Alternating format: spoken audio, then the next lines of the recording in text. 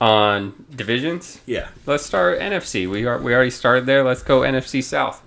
Bring it. So we got New Orleans Saints, Atlanta Falcons, Tampa Bay Buccaneers, and Carolina Panthers in that order of division last year. So New Orleans Saints 13-3, Falcons 7-9, Bucs 7-9, Carolina Panthers 5-11. I mean, I think the Saints, they picked up a couple of pieces on defense. They also got Emmanuel Sanders recently that we didn't talk about. That's going to be a pretty formidable team. Falcons, we have Todd Gurley, got Robert Quinn, Hayden Hurst, filled some holes there. Fowler. Yeah. Why did I say Robert Quinn? Treadwell. Oh, man. The difference maker. He unlocks the offense with the 11 for 11 first rounders.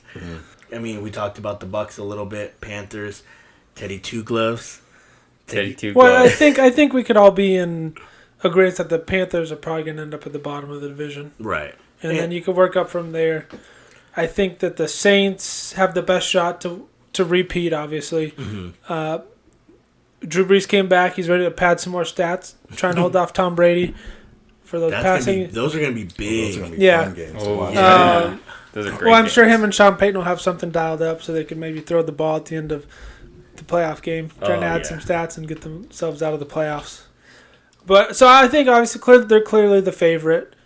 If you see any drop off, my opinion is the Bucs would be the next team, and then depending on what the Falcons want to do, if they want to let Matt Ryan do his Matt Ryan thing that he's been doing the last couple of years, then I don't think they're going to be ready to go. Mm-hmm. But if they want to give the ball to Gurley, run the ball, play better defense, then they've got a shot definitely. You could see 3 teams legitimately in the playoffs now that they're 7. Yeah, I think that's the big one that we've had, division battles. The second and third team have gone back and forth. The Saints have won 3 years in a row, and before that the Panthers had won 2 or 3 years in a row.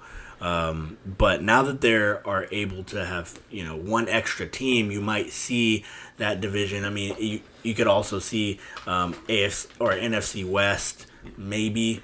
So it's going to be interesting. I think of the 2 divisions, those would be the 2 that could get 3. Right. The other ones, then you're kind of up for debate. Yeah. So, I mean, I think, are we all in agreement that the Saints are probably coming out of that division?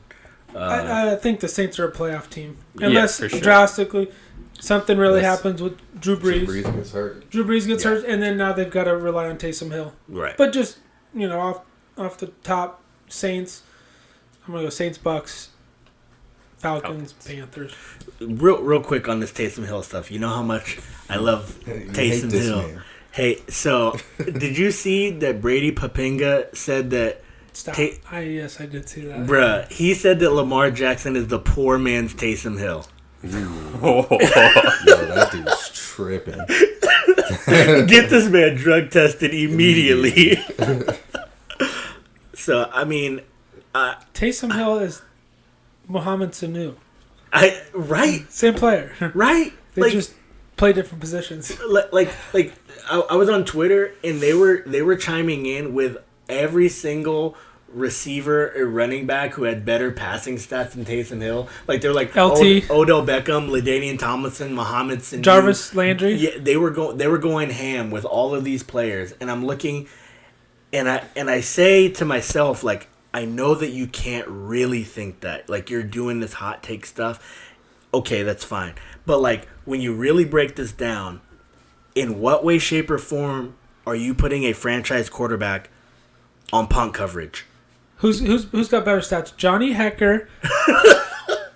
Wait, can you Taysom Hill? Name those players again. You said Sanu, Tomlinson, Odell Beckham, Landry, Jarvis Landry. Johnny Hecker.